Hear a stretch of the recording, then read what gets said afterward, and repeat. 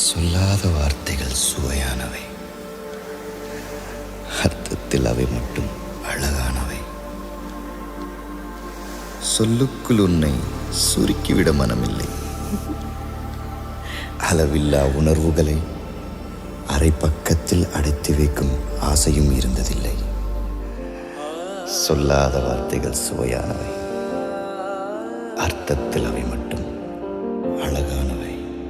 அவளோ அவளோ நிலவின் போதை துகளோ, அவளோ அவளோ கார்குழல் வெறியும் மயிலோ, திசையறியாத மேகம் தலையினில் விழுதோ,